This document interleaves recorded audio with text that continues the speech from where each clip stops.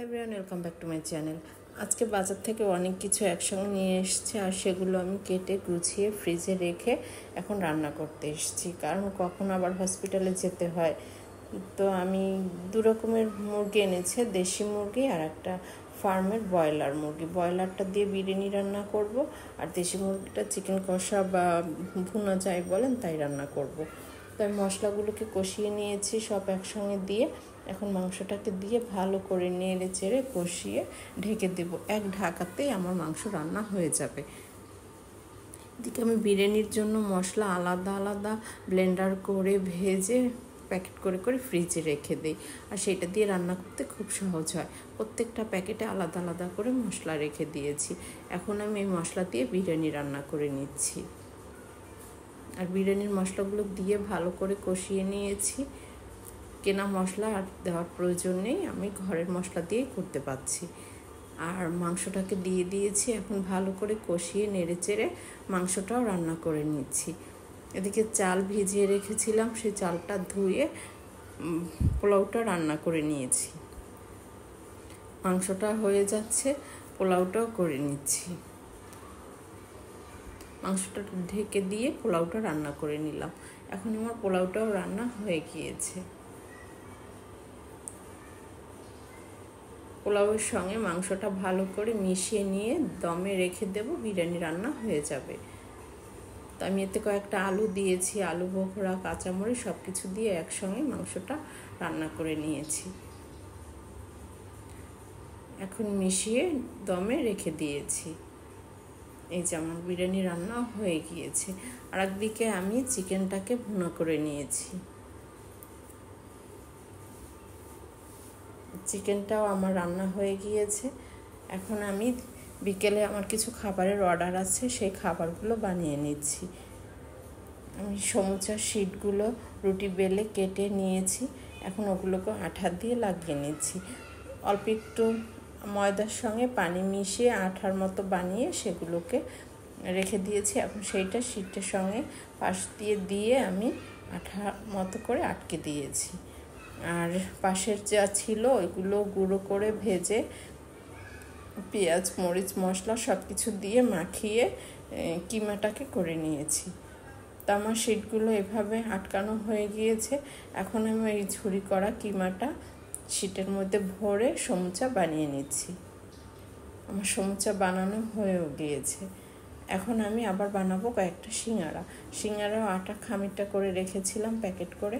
এখন সেইটাকে রেখে বেলনিতে কেটে বেলে সিঙ্গারা বানিয়ে নিচ্ছি। এখন এভাবে করে আমি ছোট ছোট কেটে নিয়েছি, সেগুলোকে বেলে নিচ্ছি। বেলে সিঙ্গারার সাইজে কেটে আলুর পুর দিয়ে সিঙ্গারা বানিয়ে নিচ্ছি। যেহেতু আমার দোকান, তো আমাকে সব করতে হয়, আর আমি ব্যস্ত থাকি, তো কখন কোন অর্ডার আসে ঠিক নেই, সব কিছু রেডি করে রেখে দিতে হয়। তো আমি আলুর পুর দিয়ে সিঙ্গারাগুলোও বানিয়ে নিয়েছি। এখন সেগুলোকে ভেজে নিচ্ছি। ঠান্ডা তেলে সিঙ্গারা ভাজতে হয়, গরম তেলে কখনোই ভাজা যাবে না।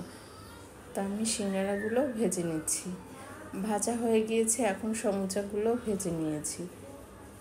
আমার সিঙ্গারা সমুচা দুটোই ভাজা হয়ে গিয়েছে। এখন আমি কয়েকটা আলুর চপ আর ডিমের চপ সেগুলো বানিয়ে নেব।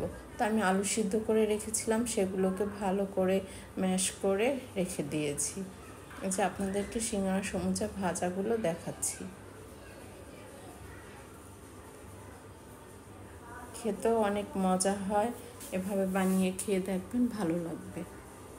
তো এখন আমি আলুগুলোকে ভালো করে মশলা দিয়ে মাখিয়ে নিচ্ছি। পেঁয়াজ, মরিচ, গাছের পুদিনা পাতা যা যা লাগে সব কিছু দিয়ে ভালো করে মেখে মিশিয়ে নিয়েছি। এখন ভিতরে ডিম কেটে ডিম দিয়ে ভালো করে লম্বা করে বানিয়ে তেলে ভেজে নিচ্ছি। আমার আলুর চপ, ডিম চপ সেগুলো ভাজা হয়ে গিয়েছে।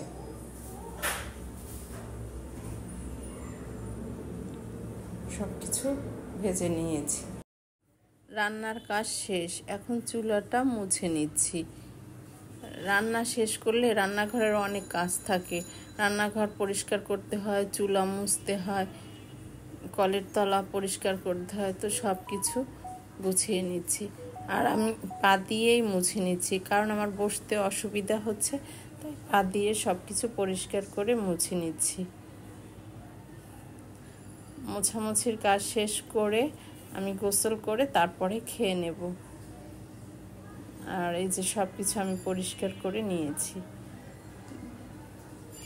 যেহেতু আমার কাজের লোক নেই, সব একা হাতেই করতে হয়, তো করে নিয়েছি। এখন আমি গোসল করে খেতে এসেছি, খাবার নিয়েছি, খাচ্ছি। কেমন হয়েছে জানি না, দেখি খেয়ে কেমন হয়। আর আমার এই ভিডিও যদি ভালো লাগে তো আপনারা দেখবেন, লাইক কমেন্ট শেয়ার করবেন। ভালো থাকবেন, আবার আসবো অন্য আর একটা ভিডিও নিয়ে।